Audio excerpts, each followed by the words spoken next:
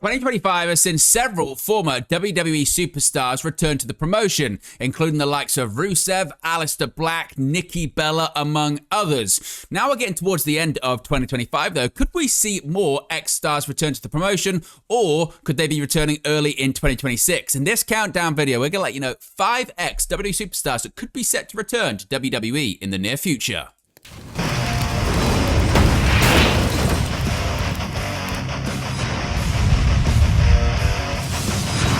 Hey guys, welcome back to Wrestling News 365. Hope everyone is doing very well. As always, there are plenty of stories to get into in the world of professional wrestling. Now, before we begin today's countdown video, you can see right there, we are just over 100 subscribers away from 25,000. That was our goal this year. Actually, initially, our goal was just to hit 20,000 subscribers in 2025. Then over WrestleMania season, we did just that. So the new goal was 25K in 2025, and we're this close to hitting it. So if you haven't already, be sure to subscribe. It's a big couple of months of pro wrestling coming up. We've got AEW Full Gear. We've got Survivor Series. We've got John Cena's retirement at Saturday Night's Main Event next month. We've got AEW World's End at the end of December.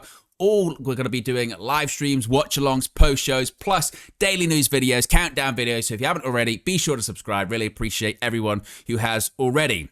Now, let's get into today's countdown video. We're going to be talking about ex-WWE superstars that could be on their way back to World Wrestling Entertainment. As I mentioned in the intro of this video, 2025 has seen a lot of ex-WWE superstars return, whether it be Aleister Black, Rusev, Zack Ryder, Nikki Bella, R-Truth technically be let go and then re-signed with the company. Lots of names have found their way back to WWE. And before the year is said and done, could we see more names coming back? And at the beginning of 2026, could we see more names coming back as well? Let's get into 5 names that could potentially be returning to WWE in the near future, beginning with the aforementioned Zack Ryder. Now, Matt Cardona, Zack Ryder, whatever you want to call him, what an interesting journey he's been on. Back in 2020, he was released as part of the budget cuts associated with the COVID-19 pandemic. He had a short run in AEW as Matt Cardona, kind of sort of playing the loose Zack Ryder gimmick still.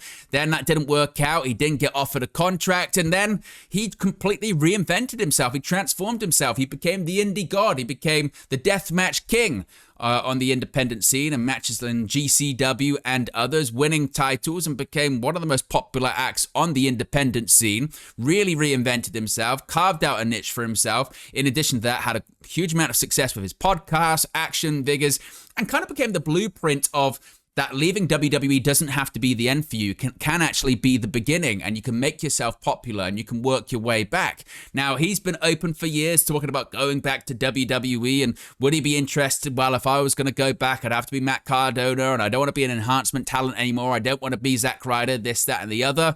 Well, recently, he has started making appearances on WWE television. First of all, as part of the TNA invasion of WWE NXT, he did actually have a match on an episode of NXT, competing as Matt Cardona, and that kind of felt like a bit of a full circle moment for him. But then it got even bigger. Just this past Friday, at the time recording this video, Zack Ryder returned to main roster television for the first time since 2020, when he competed in the Last Time Is Now tournament on WWE Friday Night SmackDown, getting defeated by LA Knight. Now, there was some confusion at the time going, I thought you weren't going to come back as Zack Ryder, and what's your status? Is this just a one-off? Because we've seen Ryder/Cardona make appearances in other high-profile companies, namely TNA Wrestling, never been under contract, AEW, never been under contract a couple of times whilst he's been there, and Ring of Honor, never been under contract as well. So, but this is WWE, and they called him Zack Ryder, so surely he's going to be under contract, right? Well, according to new reports, Ryder actually isn't under contract, despite new merchandise being released on WWEshop.com. According to a report from Fightful Select, they reported after confirming with Cardona and WWE themselves that Cardona is not under contract to WWE, but there is a merchandise deal that has been agreed, which is why you've seen this new Zack Ryder merchandise hit the website, which is a really interesting situation because he's got a merchandise, maybe / Legends deal, royalties deal, something going on with WWE, whilst his company also creates the action figures for AEW, and he's not under contract to either company. It's a pretty wild situation, isn't it? Now, I suppose you can get really pedantic and get to semantics about this. It's a merchandise deal, but he's not under contract. How does that necessarily work? Well, there are others who have similar situations. I think Jake Roberts is under a Legends deal, but with AEW, and Billy Gunn, I think, has a Legends deal, but is with AEW. But given the fact that Ryder now has sort of dipped his toe in the water for a WWE return, on NXT as Cardona, on main roster television as Ryder, depending on what the reaction is on social media and the merchandise sales, maybe WWE will go back and go, look, let's talk. Maybe you don't be Zack Ryder. Maybe you can be Matt Cardona. Maybe you can be something different. And we can see if you want to come back permanently. Of course, also, his partner, Chelsea Green, she's with the promotion doing fantastic work on SmackDown, NXT, AAA as the Women's United States Champion, one half of the AAA Mixed Tag Team Champion. So there's a connection there. And you feel like ever since Cardona was released by WWE in 2020, despite the stuff he's been saying, it's always been an effort to get back to WWE and them to take him more seriously, put a bit more of a spotlight on him, do a bit of maybe a Cody Rhodes and go get yourself over and come back and be more successful, a bit like Drew McIntyre as well. There have been other examples of that, and maybe that's what Ryder wants to be. But given the fact he's now been on NXT TV, SmackDown TV, and he had the whole picture of Triple H and the pointing picture and what have you, I feel like Ryder eventually, maybe it's sooner rather than later, Royal Rumble season is nearly upon us, Ryder I think will be back full time. Now before we move on to the next name on this countdown list, a reminder, this video is brought to you in collaboration with all of our great affiliates. That includes NordVPN, you can see right there. Now I mentioned it's a big November and December. Let's just stick to WWE here. Obviously you can talk about AEW, we'll talk about that in a separate video, but with WWE in particular, we've got some big events coming up. We've got Survivor Series coming up at the end of the month. It's one of the first PLEs on ESPN, and you may be saying to yourself in the United States, you know, I don't really want to get this ESPN streaming service. It's going to cost me extra money. We've got the holidays coming up, Thanksgiving, Christmas time. Can I really even afford it? Well, what if I told you you can watch all of your WWE content through one Netflix subscription? You can. All you need is a VPN. You can use our link, our QR code, or our custom link there, which is nordvpn.com/WN365. It's in the video description. It'll be pinned in the comment section. You can change your location to an international territory like here in the UK. Then, on your Netflix, you can watch Raw, SmackDown, NXT, main roster PLEs, including Survivor Series, NXT PLEs, plus archive content through one Netflix subscription. Saves you a ton of money and makes your WWE viewing experience much more streamlined. In addition to that, next month is John Cena's retirement match. Cardona was in the tournament to determine who's going to be Cena's final opponent. That's taking place at Saturday night's main event. No Peacock subscription needed here in the UK because Peacock isn't a thing. We watch it for free on YouTube, and you can too. Again, change your location via a VPN using our NordVPN link, and then you can watch Saturday night's main event for free on YouTube. Not bad at all, is it? So use our link, save yourself some money, and you can support this channel in the process. Next up, Paige. Now, ever since she departed All Elite Wrestling, you feel like Paige eventually probably is going to return to WWE. Now, it's a bit of an interesting story with her, isn't it? Because, of course, she was with WWE for such a long period of time.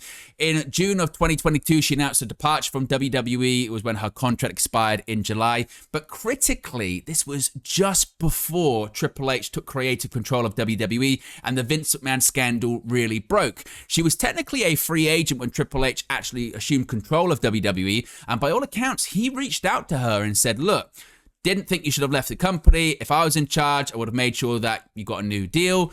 Come back. We'll also have a look at your neck, see if we can get you to wrestle again and see if we can get you cleared. Ultimately, she turned down that offer. She decided to sign with AEW instead. She felt like it would provide her greater opportunity to do things outside of professional wrestling.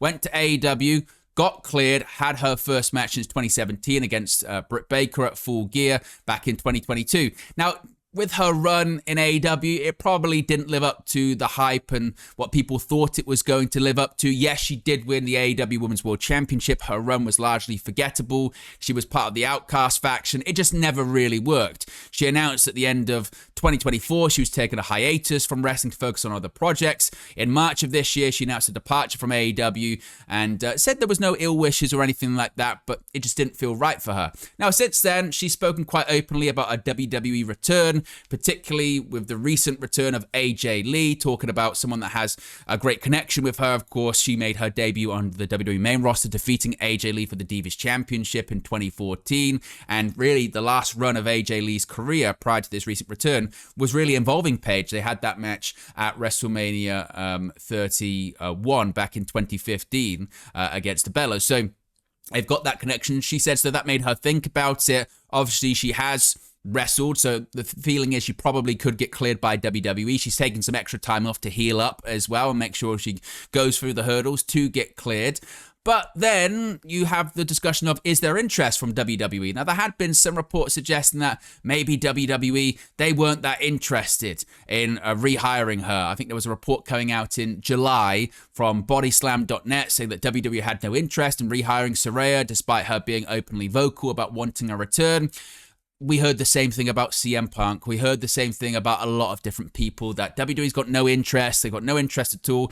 If there's money to be made, and also when it comes to WWE, particularly in 2025, creatively, they've struggled. And they've been looking for viral moments. They've been looking for moments to get people talking on social media, get big pops, get big reactions. And a return of someone that hasn't been on WWE TV in a long time, that gets a reaction. So I think despite the reporting that maybe WWE might not have interest, eventually they will. The Women's Royal Rumble's coming up. Maybe there won't be as many surprises due to the fact it's in Riyadh this year and it's difficult to get people in and out without spoiling the surprises. And as of right now, it doesn't look like this had any, internal discussions about potential comeback. There was some thought, could she be available for the Evolution 2 PLE that took place earlier this year? Of course, didn't happen. Reportedly, there weren't any discussions on that. But eventually, you feel like Paige will make a return to WWE, considering, you've got the likes of Nikki Bella and others that have come back this year to want to test themselves against the current generation of WWE superstars, particularly in the women's division, which is really front and center now on WWE television. Some of the biggest stars are the female talent. And she's still very, very young. This is also something you have to consider as well. She's only 33. She retired from pro wrestling when she was in her 20s. She was somewhat of a wrestling prodigy, which is maybe why her neck was so banged up in the first place from wrestling so young. But still, Paige, I think eventually one day will be back in World Wrestling Entertainment. Next up, Karrion Cross. Whenever I talk about a return to WWE video, I always talk about Karrion Cross because there's still always the speculation that this might have always been the plan. The Karrion Cross situation, as time goes on, I think people are less interested in it as they were, than they were a few months ago. But there is still this underlying feeling of, this is all a work, right? But we really don't know. Karrion Cross's last appearance for WWE was in August. He got defeated by Sami Zayn at SummerSlam Saturday. And people thought, well, because he's on a big PLE, even though his contract's coming up and what have you, he'll come back. It's all part of this sort of work. It's a social media angle. He's very big on social media and he's very big on working the fans, and he plays the sort of, puppeteer gimmick. He'll be coming back. He'll be coming back. Well, since then, he's done a load of interviews and he said that his negotiations didn't go well with WWE. They didn't talk to him for a long time. Then they gave him an ultimatum, said you've got to sign this deal in 24 hours. They hadn't even talked to Scarlett at that point, and they said, well, we'll talk to Scarlett when you're signed. And they gave him a number that maybe he wasn't not necessarily unhappy with, but he didn't understand. And they just cut off communication with him. Now, since then, he's worked a handful of matches, maybe not as many matches as one would think, considering that he did leave over the summer and there was plenty of time left. He's worked, again, a couple of matches. He worked 2 matches in September, 3 matches in October. And I say work, one of the HOG shows, he defeated Matt Cardona in 2 seconds. So it's a difficult one to say. Now, he did work a match where he teamed with AEW talent Darby Allin and faced off against Sting's son, Stephen Borden, and JD Drake, and that would once again lead people to think, well, maybe he's not under WWE contract because he's working with an AEW talent there. That's something that WWE possibly wouldn't want. Now, he hasn't ruled out a return to WWE. He's openly spoken about wanting to talk with WWE, still being in conversations with WWE, and he and Scarlett have indicated a desire to return to WWE in the future. So, and he's currently working with MLW as well. I think he's scheduled for a match against Matt Riddle in about 4 or 5 days' time, actually, at the time of recording this video, November 20th. So, once again, Riddle, someone that just isn't very popular with WWE nowadays, has quite a lot of heat there. So, would someone under contract be working that match? I don't know.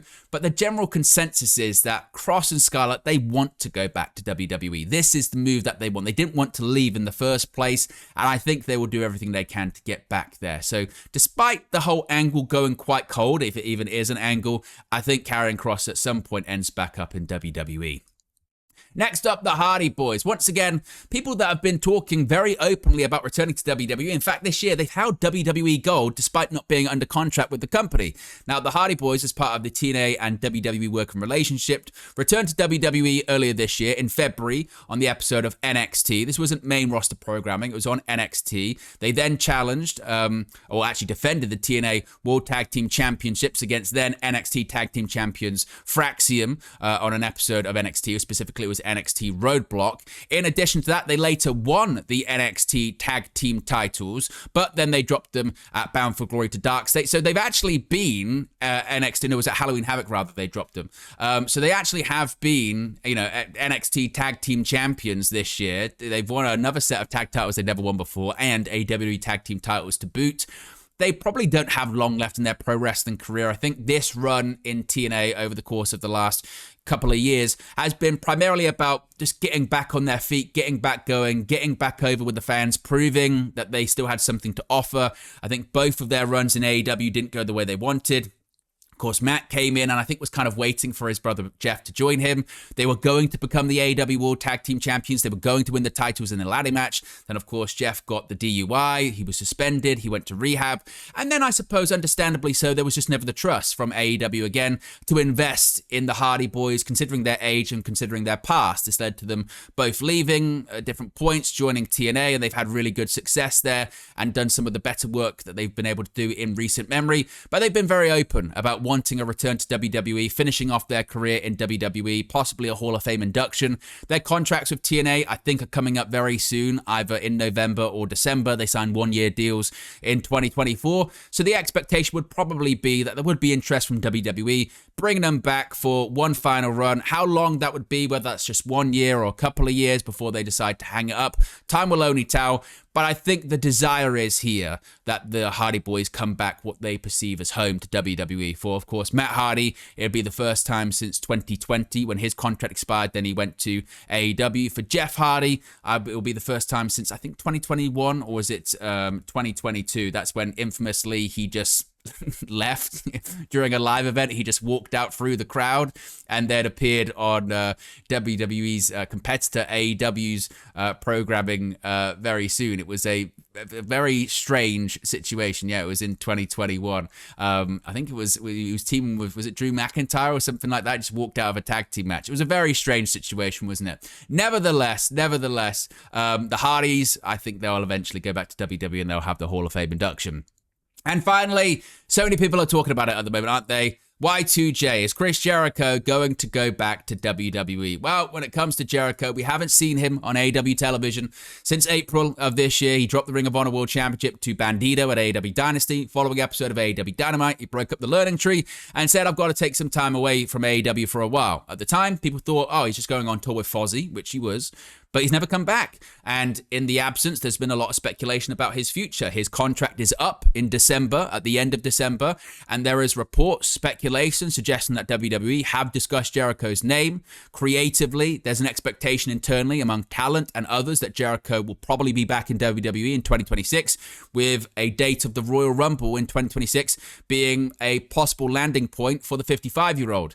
Now, Jericho's last match for WWE came in 2018 at the Greatest Royal Rumble in Saudi Arabia. His return match could take place at a Royal Rumble event in Saudi Arabia. It's kind of poetic. Now, you can't rule out him possibly staying with AEW, I suppose. He is the first ever AEW World Champion, the inaugural AEW World Champion. Tony Khan, whenever he's asked about Jericho, says he hopes that Jericho comes back to AEW and he really hopes that he's going to be there. Of course, he's one of AEW's biggest talents that they signed when they launched in 2019. That was considered to be a bit of a coup. And of course, in addition to that, he was their first ever AEW World Champion. So he's got a ton of history with the promotion. But Jericho's also got a ton of history with WWE. And seemingly his stance has changed on a return. A couple of years ago, if you'd have asked Jericho about a return to WWE, he would have said, look, there's nothing else I can do. I've already been as high as I can go in that company. Vince McMahon sees me at a certain level and nothing else is going to change. Now, things have changed in WWE since then. Is Triple H going to see him at a different level? Historically, Jericho and Triple H have had a bit of heat, even though Jericho says they're actually very good friends nowadays. But the point being is, does Jericho want to go back to WWE for one final run before he also decides to call it a day? He's 55 years old. His in-ring prime is well gone. In fact, towards the end of this run in AEW, there's been a huge amount of resentment from the AEW audience, not wanting to see Jericho on television, not wanting to see Jericho in the ring. Jericho tried to lean into it with the learning tree gimmick and the Jericho vortex and what have you, but people still said, no, Jericho, you're not what you were a couple of years ago, let alone 5, 10 years ago. You're past your prime, and it just isn't working out anymore. Now, Jericho's a very smart guy. He knows how to reinvent himself, and he also knows when to leave a territory and make himself fresh again. And maybe he looks at a situation like a Cody Rhodes or someone else that's been in AEW. Maybe towards the end, the crowd was kind of turning on them and goes, I need to go back to WWE. And if I go back there, because I haven't been there since 2018, they'll love me. I can have one final run. I can go viral. I can be on Netflix. I can do these things, and then I can call it a day and do whatever I want to do. That wouldn't be totally surprising to me whatsoever. So Jericho, as time goes on and we get closer and closer to the end of the year, it feels more likely that he could be on his way back to WWE, doesn't it? Is there much of a demand for a Chris Jericho return to WWE in 2026? Well, what's the demand for Chris Jericho's return to AEW in 2026? I think the argument could be made there's probably a bigger demand for Jericho in WWE than there is in AEW at this point, which is certainly very interesting. But there you go, guys, the latest WWE countdown video for you. There are 5 ex-WWE superstars that could be set to return to WWE in the near future. What are your thoughts on the list? Which ones are more likely than others? What are your opinions? Are there any names that I've missed? Let me know your thoughts, as always, in the comment section below. Be sure to smash a like on the like button. Be sure to subscribe, bottom right-hand corner, and I'll speak to you again very, very soon. Hey guys, thank you for watching, listening, streaming, or however you come across this video today. Be sure to click on the video on the right there to watch our next video, or click the bottom there to subscribe, or the bottom right hand corner. Thank you very much, and I'll speak to you again very soon.